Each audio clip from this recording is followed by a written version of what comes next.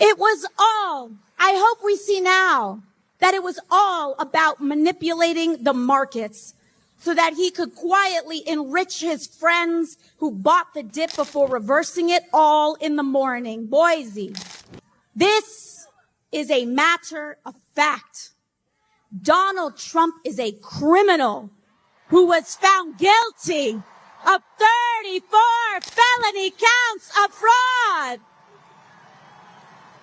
liable for sexual abuse. Of course he's lying and abusing and manipulating the stock market too.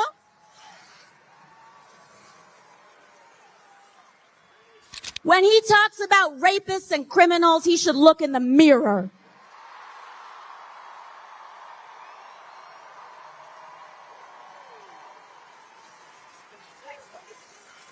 But back to stocks.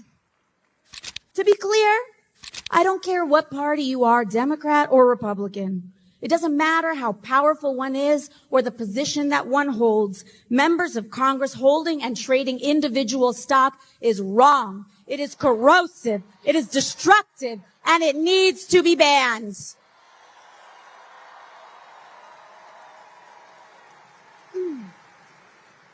I'll give you another example of something that I found so surprising.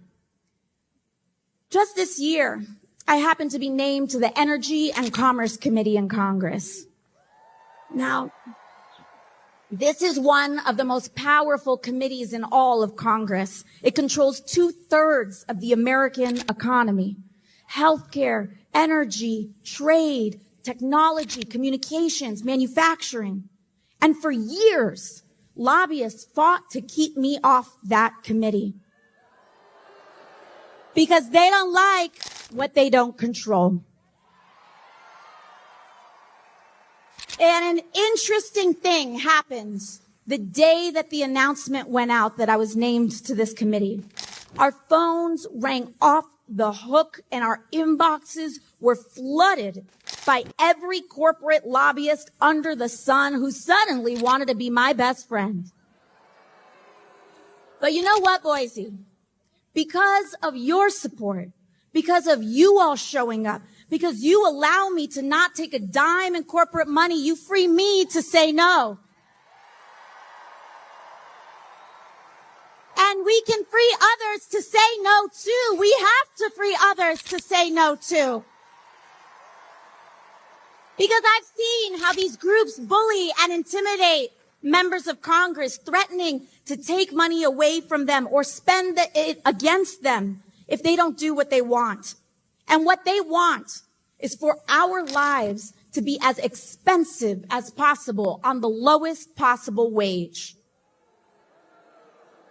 And I want us all to understand that this constant pressure that we are feeling in our lives, of the water rising up to our throats, of the impossibility to afford anything easily, of the bitter divisions driven more by online algorithms than the truth, of the fear of speaking up or for being who we are in public, the crumbling of our rights and protections. Understand that all of this right now is what it feels like to be governed by billionaires.